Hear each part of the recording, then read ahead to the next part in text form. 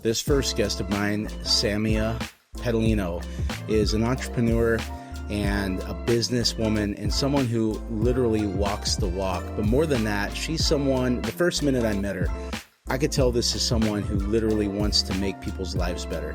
She wants to show people the gap between where they're at and where they want to be, specifically with money. She had a degree in finance and got her Series 7 license, which is like passing the bar early in her career, and moved her family out to Redding, California on the quest of her faith and a place to raise her family with more like-minded people. This gal is a blessing to the community that I live in, and this episode is going to be a blessing to you. You know, faith and finances are not supposed to be separate, and often people of faith struggle with money, and the people that don't have faith, you know, a lot of times they're not attracted to some of the principles that are game changers when you actually understand them. So please make sure to like, subscribe, and download this episode. That's going to continue to help me get more people to listen to this podcast and get amazing guests like Samia.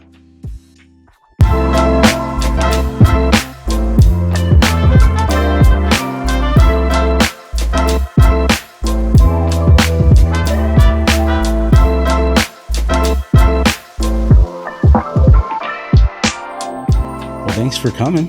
Happy to be here. Appreciate you bringing a book for me. You're welcome. Samia Pedalino. Good job. That's got to be Italian. My husband is Italian. Okay, my wife's Italian. Best food ever. Oh my gosh. Yeah, we do spaghetti for Christmas every year. And we do spaghetti like once a week. She would do that if she could, but I can't eat spaghetti that much. Well, I have a really good meatball recipe for you. You should compare it to hers. It's like a family recipe. Yeah, she has one too. Like her grandma swam have here. Like a meatball It's amazing. Competition dinner situation. It would be incredible. Yeah, it's the best spaghetti I've ever had. I mean, it's really. I bet you it's very similar. Probably. Yeah. Well, that's cool. Well, so I wanted to have you on the podcast because I think I started seeing some of your stuff when I don't know whose podcast you did, but I wasn't familiar with you. And then we talked on the phone a few times, and I heard a little bit of your story. So, you know, this podcast generally is 25 to 45-year-old, middle to upper middle class. And a lot of people are either trying to figure out how to get out of the day-to-day paycheck to paycheck, or they bought a house, they may have some rentals, and they're seeing what's going on in the world, and they're trying to figure out, like, how do I know what the next move is? Because everyone has an opinion out there, and there's a lot of people giving bad information. So that's who's listening. And I would love to hear a little bit about your story. For one, I haven't heard it myself, but just for everybody else, kind of how you ended up in Redding and how you ended up writing a book about money, which we'll talk about in a second. Yeah, sure thing. Yeah. So I actually grew up in a family in finance. So a lot of times people, you know, they kind of think of like inheritance or generational wealth as money only. But I kind of come from a culture where a generational inheritance is also knowledge passed down from generation to generation. So you see a lot of times maybe like your kids might get into the mortgage industry because you're paving the way and plowing the concrete for them. So that hopefully they don't get into the mortgage industry, but they probably Hopefully they expand your empire, Christopher. And so you see that a lot of times, you know, families, especially in really like any business, but like I grew up in South Florida.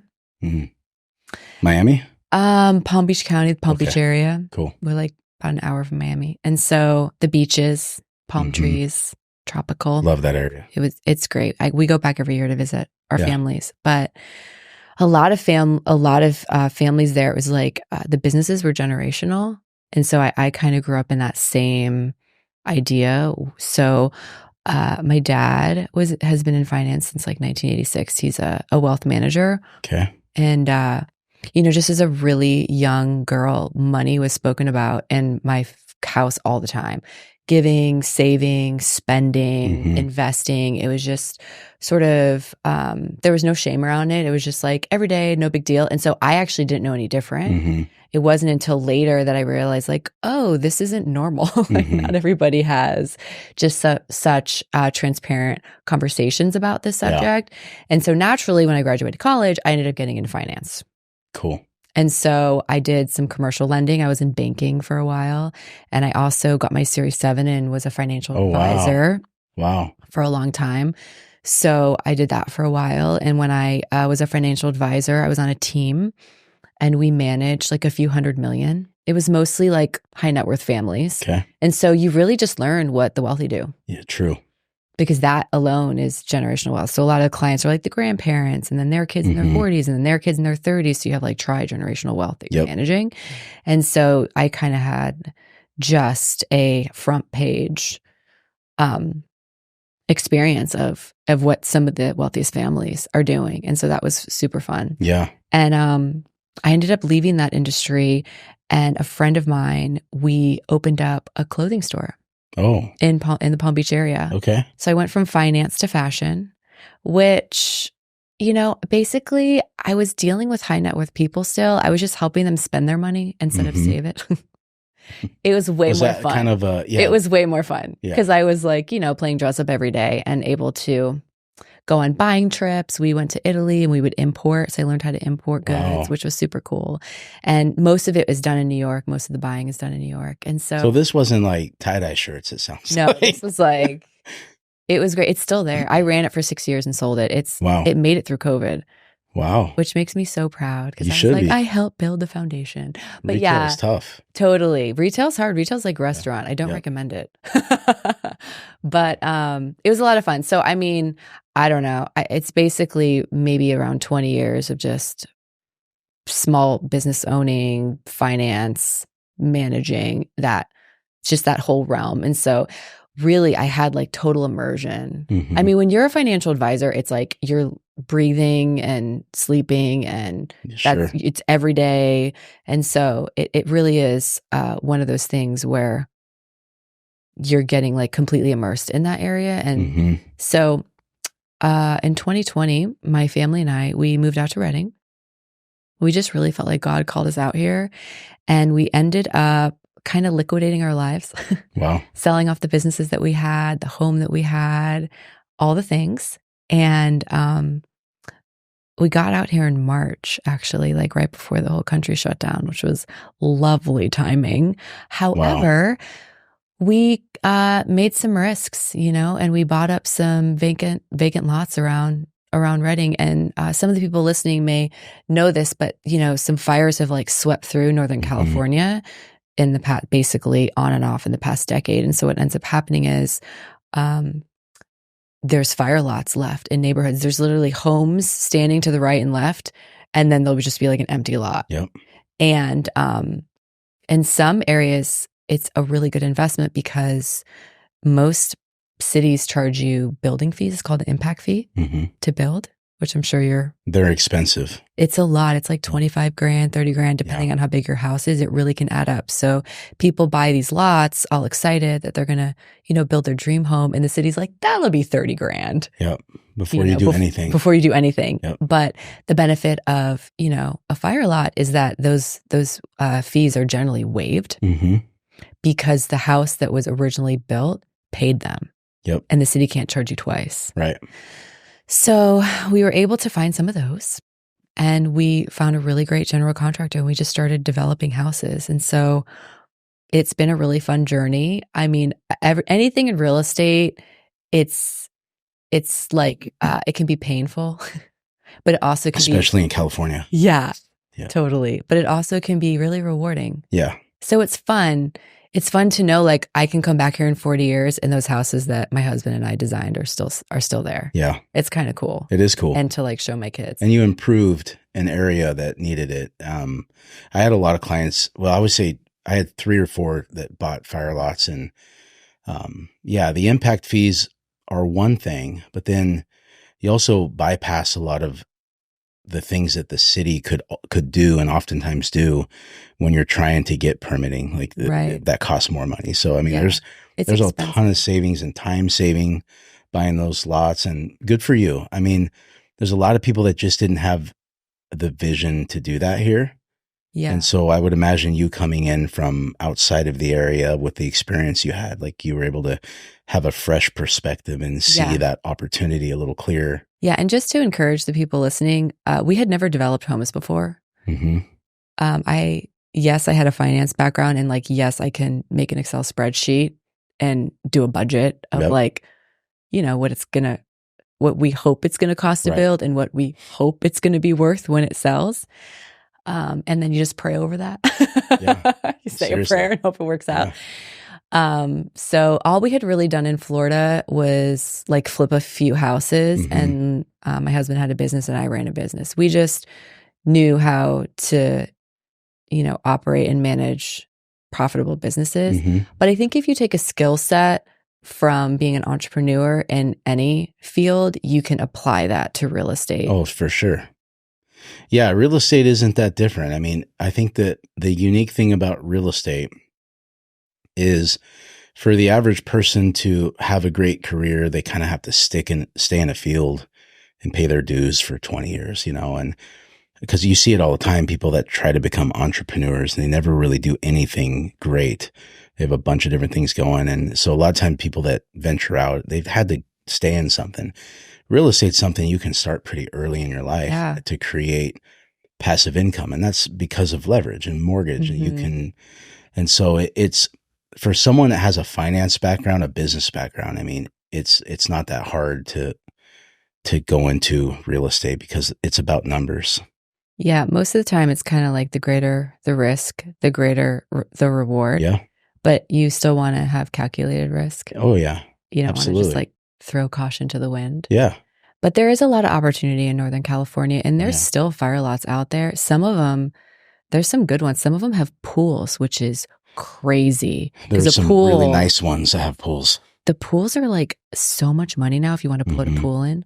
100 grand, 150 They were grand 40 grand. I mean, 5 years ago. How did they get up to 100? It's the inflation in building costs. And then a lot of the suppliers have just tried to keep the costs high. Haven't come down yet. I think it'll come down this year. But going back to Redding, I want to talk to you about Redding. So I want to hear a little bit about the other reasons you came to Redding and the people, because I think Redding's a very special place. Yeah. But the other thing I was going to tell you, did you see that article that came out yesterday about 7%? Redding? Yeah. Everything's going to go up by 7%. Redding was number one from the CoreLogic top cities in America to appreciate in 2024. I mean, regardless of how real that number is, for Redding, out of all cities in California, to pop up as number one. And CoreLogic's have you heard of CoreLogic before? Yeah. Okay. I mean, it's well known. They've been around for 30 years. Analytical. Yeah. I mean, every financial institution uses CoreLogic for a lot of the data they use. I don't think people realize how big of a deal that was. That was very interesting to me. It's going to be great because it's really going to help people's home prices increase. And then maybe they'll be willing to sell as interest rates decrease because they'll walk away from their cushy interest rate and to go into another home. Totally. So it'll be good for the economy. It's great for the economy. It also gives confidence to people. There's a lot of people who are living in California that they love it here, but they're at their limit with some of the things that we have to deal with here. Right. And there's a lot there. I talk to those people a lot in Sacramento, the Bay Area, LA, and we've had a lot of people moving here from Southern California, but I think that we're going to see more of that as time goes on, just because there's a lot of people, they want to stay in California, but they don't want to live in San Francisco. Right. The Bay Area. Yeah. Yeah. So what are some of the other reasons you guys came to Redding? I mean, it's just kind of a salt of the earth type of town. It's like big, but it's also small, where you run into your friends at the coffee shop and the grocery store. And, you know, where I came from was like a few million people in the county that I grew up in. And so this is just more of a hometown feel. It's like a fun place to raise your kids. Yeah. Good value system. It really is. Yeah. So you've been here since 2020. Yeah. And I already know that you and I have like 3 or 4 mutual friends. I tell people that are moving here all the time. I'm like, you know, this is a place where you can be pretty dang connected with some incredible people in a short amount of time. Yeah, it's definitely 1 degree of separation. Yeah. Pretty much anyone that you want to meet. Yeah. And there's some amazing people here. There is. I mean, there's one of them. Like attracts like. It's a real thing. Yeah. So yeah, I ended up writing this book because The Money Handbook. The Money Handbook. I love the title. Very simple. I love simple. It really is a handbook. Yeah, I love that. So I have chapters on investing, tactics, estate planning, budgeting. I grew up with a pretty strong faith, and so I share my faith in there as well, because that's a lot of has a lot to do with decisions that I make and how I move forward with what I do with my investments. How so? Give me an example of how faith has influenced like what you believe about money. So an example would be that, my faith in God and my faith in Jesus. I'm in the covenant through Abraham. And when you are a part of a covenant, it's like a contract. And there's promises spoken of in the Bible that we have access to. And they cover not only your finances, but your health and your relationships and all that pertains to your household. And one of the things that it speaks of is prosperity and the things that you put your hands to. But it's not just for yourself. I think a lot of people think of prosperity and money, and they're like, oh, that I don't want to be greedy. They see people with a lot of wealth and they see how it corrupts them because it does. It does. It does. Yeah. It's a real thing. Whatever's in you is going to come out, good or bad. Yeah. Yeah. Totally. Yeah. So the really great thing about staying grounded in the faith is that money isn't your source or your God. It's actually used more as like a tool. And one of the things that it allows you to do is operate from a place of generosity. And another thing it allows you to do is have influence. Because I think a lot of people can see some of the evil going on in our country or in the world. And it is horrible, but there also is a lot of good. Oh, yeah. And sometimes it takes money to get into those rooms at those tables to help decisions and legislation and things to help things happen that change it for the good. And in many cases, it's finances that get you there. Yeah. And so I think that's one of the ways that my faith has really impacted how I view finances, is because I feel that it's kind of like, it's more than just chasing the money, because that's not the purpose. Nope. Because the more you chase it, the further away it gets from you. Yeah. It's better for it to come from behind. Yep. Yeah. It's better to focus and chase God and his ways, and everything else comes. Yeah, that's so good. And I think that even non-Christians can understand that principle. Yeah. Because these biblical principles, whether someone has faith in Jesus like you and I or not, these are principles that are universal to the way the construct of the world works, whether people like it or not. Like, if you give, you receive. When you're generous, right? When you hold on to things, it's sowing and reaping. You lose what you have. Exactly. And so, I love that, because you grew up and you were really fortunate that you had such an incredible, upbringing around money, but that that's not true for most people. Like, that's why I wrote a book. Exactly. A handbook. You guys need help, because you you recognize like 90% of probably the people that you ran around, like the smallest thing that you probably learned when you were 8 was something they didn't even know. Right. And then we have all these weird belief systems, especially in the church. Well, not just in the church, but where people think money's evil, or they think it's like the answer to happiness. Yeah. And like you said, it's just a tool, and it's not something to ignore. We have to take care of it. And I think now people are realizing that more than ever with the inflation problems we've had. And in California, I mean, it's a beast right now. PG&E is going up 22% this year. Inflation's still high. People are just really trying to figure out, how can you live on $60,000 a year? It wasn't that long ago that you could buy a house in Redding if you made 60,000 a year and you could have a decent life here. Seriously, it was not long ago at all. Wow. And nowadays it's just different. So I think people are starting to wake up to, I work too hard to not figure out how to make sure I make my money grow, and how to figure out how to be an accountant to my finances. And it's just something that people, they just don't learn. I mean, it's not something taught in schools, as you know. So what are some of the tactics that you would tell someone early on? They don't have a clue. Like, where does this book start? So the most common ways to build wealth, like the easiest entry point. I mean, there's many ways to build wealth, right? Yeah. But the two easiest, most common is the stock market and real estate. Yep. 99% of people build wealth that way. Yep. Yes, you can start a business, build a business, sell your business, and make money. Yes, you can come up with an idea. Private equity. Yes. There's other ways. Cryptocurrency. Right. You can come up with an idea, bring a product to market, sell it on the shelves of Target, and make money. I mean, there's plenty of ways to make money. But if you're at a 9 to 5 and you have a family and you're at capacity, right? Yep. The two easiest ways for that person listening is the stock market and real estate. And when I say the stock market, the benefits of that is your money's liquid. Yep. So you can stock pick if you want, Apple, Google, Tesla, Magnificent Seven. Buy what you consume. Yeah. I always tell people, start with what you're consuming and buy into those stocks. You might as well take part in the profits. Yeah. Since you're spending money. Yeah. Or you could easily just get an ETF. That's like a basket of like 100 stocks and diversify.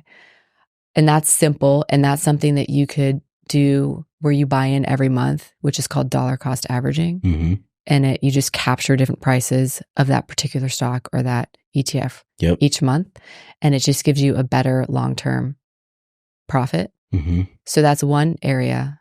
And that's long-term. I know a lot of people want to like win the lottery, but the stock market is 3, 5, 7, 10 years. Yep. You know what I'm saying? Like if you would have bought Apple like 6 or 7 years ago, you would like 10x. Yep. It's just one of those things where you just like, you set it and forget it. You pay it like a bill. Yep. So that's one area. And the nice thing about that is it's liquid. If you're like, oh, this really great deal comes along and I want to buy a fourplex, you can liquidate your stock and buy the fourplex, right? Yeah, depending on how much you have, you can borrow against your stock. Right. It's called asset-based lending. That's exactly right. So if you have a portfolio, you can actually borrow against it. And it doesn't count against your credit. And those funds are accessible in like 48 hours. So a lot of Which people, means you can write cash offers. Right. Which is obviously powerful sometimes, right? So a lot of times when you're hearing about these people, oh, they paid cash for their house. I'm like, right. They got a line of credit on their stock market account, which is great. It is. It's smart. Which is smart. Yeah.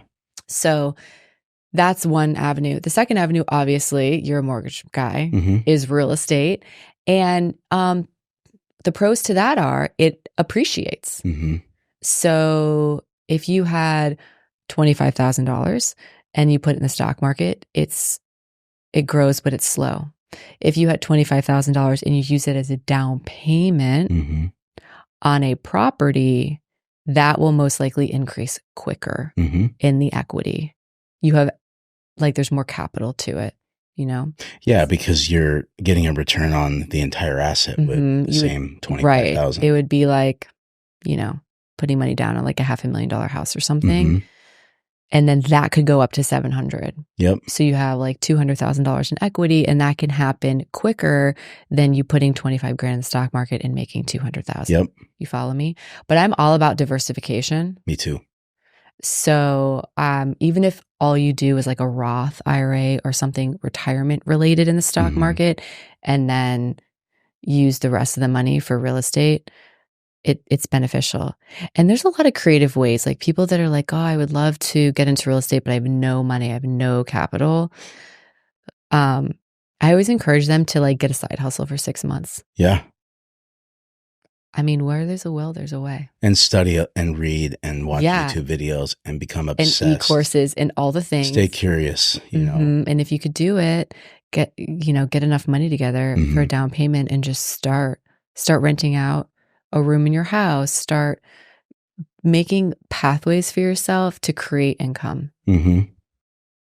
Yeah. So income is important because obviously, Cash right? flow. Yeah, because you can't really make investments Right. if you don't have money. And also managing your money, I'm sure that's a part of this here. Yeah. And I think sometimes people, one of the chapters is on budgeting. Uh-huh. And I think the issue with some people with that feel like they just can't, like they're paycheck to paycheck, they can't get ahead. They want to, Mhm. but they don't know how. And so they're like, okay, I'm gonna like cut my Netflix subscription. I'm gonna cancel my gym membership. And all those things are great, Yep. but it's not gonna help you build wealth. Mm-mm. Sometimes the issue is you're under earning. Yep. It's not your expenses. Yep. It's that you're just simply not making enough money. Mm-hmm. And so I teach locally at a school here. And one of the things that I tell my students is it's worth looking into programs like 1-year programs and 2-year programs where you come out and you're making 6 figures. And there's actually a lot of them. There is. There's tech programs where you can code. There's programs where you like learn how to be a pilot. Mm-hmm. Dental hygienist, like just random stuff. There's so many. Where it's like a 2-year Yep. program and you literally leave making 100, 120 or more. Yep. And so I always say to them, it's okay to take on short-term debt. Yeah. If it provides you a 6-figure income for like the next 50 years, like who Yeah. cares? You'll pay it off. Yeah. Do you know what I'm saying? It's Yeah. better than going to a 4-year college, getting a communications degree, having $80,000 worth of debt. And like, I don't know what you do with a communications degree. Right. Or like an anthropology Yeah. degree, or I mean, I guess you could go be a professor or something. I'm sure there's But something out there, but you yeah. want to spend money on degrees and on trade programs Yeah. that equal 6 figures. Yep. Like that's the goal. And there is a benefit to school, but it isn't for everyone. No, it's not. I had a friend who is from Reading who has a really big company, international now, and he just did a video, and he just basically said the only thing that I use from my my degree in business is accounting. Yeah, that makes sense. It's like I literally forgot everything else. That's really funny. I got a business degree too. I mean, I think college is one of those places where you just like learn how to be responsible. Yeah, And you make connections. You learn how to socialize, and I agree. I didn't go to college, so I don't know, but I have a lot of friends who did, who tell me I didn't miss anything. But Yeah. yeah, it has its place. I love what you said. So I've been talking to a lot of people about this because I see it. This is not I see it all the time. Don't you think it's one of the easiest times in history, despite what the media says, to create an income and get a job and find a way to be creative and make money? I do. And I think so because of the internet. Yeah, exactly. Mm-hmm. I mean, it's crazy what people are doing right now online. Yeah. I had a guy here not long ago. His daughter, who's not even out of high school, started making, I don't know, some sort of jewelry. Okay. And she started selling it online. She made $200,000 last year. That's amazing. I hear stories like that all the time. I So mean, cool. it's really inspiring. I have a friend who rents an office here. He just moved here from Switzerland. He started a business working in a CRM called Go High Level. Have you heard of it before? No. So Go High Level is like this international marketing customer relation manager that's kind of taken the world by storm. It's going to go way past Salesforce. Okay. And it's so easy to use and it's so user friendly that people are buying what's called an agency, and they're getting training and they're just figuring out how to go to a business like a plumber or a financial advisor or a mortgage guy and changing it to use AI to do a lot of the work to help them engage with their clients and to get reviews from their clients and to, just, it has merchant services for it. I mean, it does everything. So cool. And so he asked me like 2 years ago, what should I do? And I said, well, give him a couple ideas. But mostly I said, you should be on the internet. Yeah. And you should think about the problems that businesses are dealing with right now. And a lot of that has to do with technology and AI. And so he started calling on accounts here in California and Texas while he lived in Switzerland waiting for his green card, quits his job because he's making enough money, moved here in November. And so I mean, cool. he's doing really well. Yeah. I mean, the purpose a lot of times to create income, the purpose is bringing solutions. Yeah. And that equals dollar sign. Yeah. Yeah. No, I mean, Mm-hmm. when interest rates went from 3% to they topped out at 8.5% in October, I knew this day was coming. I've been a part of mortgage for 22 years. At the beginning of the year, I was like, yeah, this is going to be a 50, 60% drop in sales volume nationwide. Everyone's like, oh, you're crazy. I'm like, no, I'm telling you right now, like prices aren't going to drop like they would in any other market. There's not enough inventory. Right. People are just going to stall and stop buying. And so I started kind of figuring out like, what are the problems people are dealing with and how do we solve that? Mm-hmm. Because I can't wait on interest rates to go down. Right. And I started getting into the ADU thing for a minute. I'm still doing it, but I just realized I was a little too early. The cost of construction is still pretty high. It's high. Yeah. And there wasn't at the time, there is now, they just came out, but at the time one of the other problems, even if the cost was lower, the average buyer, they don't have the cash to build the ADU, even if the rules have changed. And Mm-hmm. so the financing is always so important, right? Had to get more creative. It has. And I think by the end of the year, we'll have a lot of traction there. But the other thing, what I was looking at was, and a friend of mine brought this to me, was solar. Yep. And he's like, PG&E and every other energy company nationwide is now raising the cost of energy everywhere. And it's already mandated, as you know, for new construction. To have solar. Yes. Yeah. And the federal government and the state government is trying to make it as easy as possible for everyone else to get it. But it hasn't been great. The financing's been very expensive. And so a friend of mine started a company called Solar Energy. He lives in Arizona and they just got funded and they're now nationwide. And what they did, there's a group of us that went to FHA. Are you familiar with who FHA is? Mm-hmm. Yeah. Fannie Mae and Freddie Mac. And we created a group of 13 of us that are piloting a program that we start in February where we'll now be able to add solar, backup battery systems, and a brand new roof into the financing of the loan. Amazing. So with zero out of pocket for the client, and it doesn't have to appraise higher. And then they get a 30% rebate up until 2027. And so, yeah, for me, it's like, if I could go to the average home buyer, let's say buying in Palo Cedro, right, where the other problem we have is insurance right now. The California Fair Plan, it's insanely expensive if you're not in a city because of the moratorium in California. So people are getting hit on all fronts. So if we can bring them a solution, we'll say, well, how about we improve your value? We get you a new roof. We get you a Tesla battery system. Yep. And you have no utility bill like that. That's a solution for someone, Absolutely. So I think, and that's not like, cause it's I'm a creative smart. solution. It's a creative solution. Right. And we had to go through a couple things before we got here. And even with this, it was just this week where we finally got everything inked and we're live on the 1st of February. But the whole time we're like, I don't know if this is going to work, but I think we've got something here. But I think that's what people have to do is when economies turn and things are hard, you just have to think about what are the problems people have right now and how can I solve it? Mm-hmm. There's usually a business there. Absolutely. So, true. So stock market, you told me, I know you probably think I buy a lot of real estate. I do, but I love the stock market. My mentors are all stock market. Are they? Yeah. They're How much older are they than you? Well, my number one guy right now, Rick, he's my business coach. He's 63. Yeah. That generation loves the stock market. When I met him, he had a cash net worth of $5 million and he has 105 now. So I've been able to see in 13 years, wow, compound interest. Like, amazing. And he's so good at it. He's got a financial planner that helps him. His name's Jeff. He actually lives in Florida. He's like Forbes top 40 guy. Great. And he teaches Jeff. And Jeff, like, his model is so simple. It's like, I'm going to get some of this wrong. Sorry, Rick.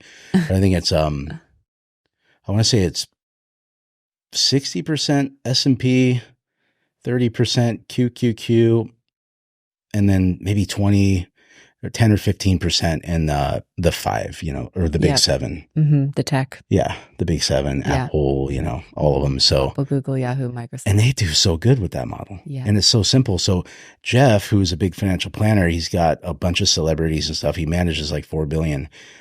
He had this big complicated model that all of his people tell him to sell to clients. And this one was so good that he started bringing this to all his clients, and like, I know it's simple, and they loved it. I was like, that is so simple. Because you can understand it.